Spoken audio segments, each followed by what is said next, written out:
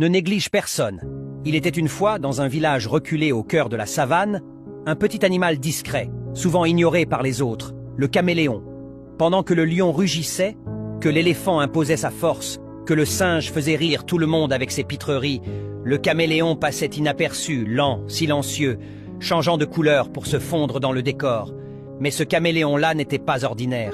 Il possédait un don mystérieux que peu connaissaient. Chaque nuit de pleine lune, il montait sur la plus haute branche du baobab sacré et se mettait à chanter doucement à l'oreille des étoiles. Son chant n'était ni fort ni bruyant. Il était profond, doux et porteur d'une sagesse ancienne.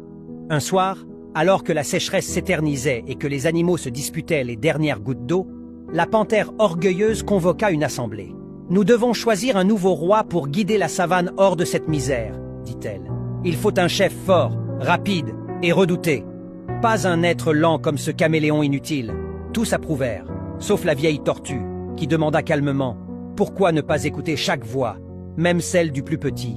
Parfois, la sagesse murmure là où la force crie. Les autres rirent, mais acceptèrent par politesse. Le lion, l'hippopotame, l'aigle et bien d'autres prirent la parole, vantant leur qualité.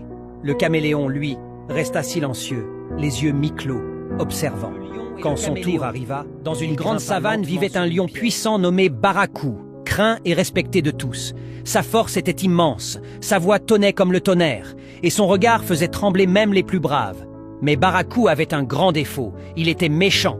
Il aimait humilier les faibles, se moquer des petits animaux et se vantait chaque jour de sa supériorité. Il disait souvent « Moi, Baracou le redoutable, je suis le roi de cette terre. Aucun animal n'ose me défier. » Un jour, alors qu'il se promenait en rugissant, il croisa un caméléon qui marchait lentement sur une branche. « Hé, minable créature !» ricana Baracou. « Pourquoi avances-tu si lentement? Tu es inutile dans cette savane. » Le caméléon leva les yeux et répondit calmement « La lenteur ne veut pas dire faiblesse, et la taille ne mesure pas la valeur. Chaque être a son rôle, même le plus petit. » Le lion éclata de rire.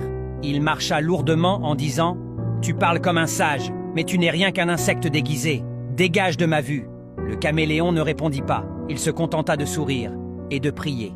Quelques jours plus tard, une grande sécheresse frappa la savane. Les rivières s'asséchèrent, les arbres fanèrent, et les animaux fuyaient vers les montagnes à la recherche d'eau.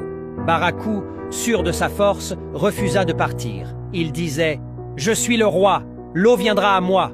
Mais la savane devenait de plus en plus sèche. Baracou avait faim, soif, et plus personne ne l'écoutait. Ses rugissements ne faisaient plus peur. Il devint maigre, seul et affaibli. Un matin, alors qu'il gisait sous un arbre, les yeux fermés, il sentit une goutte d'eau tomber sur son museau. Il ouvrit les yeux et vit le caméléon. « Toi » murmura Baracou, surpris. Le caméléon portait une petite feuille roulée, remplie d'eau de rosée. Il tendit doucement la feuille au lion. « Tu es venu m'aider » balbutia Baracou. « Oui, parce que la méchanceté est une faiblesse déguisée, et parce que l'humilité fait la grandeur. » Baracou but l'eau. Il sentit une chaleur étrange dans son cœur. Une larme coula de ses yeux. Ce jour-là, le lion comprit qu'il n'est pas le plus fort celui qui rugit le plus, mais celui qui sait respecter, aider et reconnaître sa faiblesse.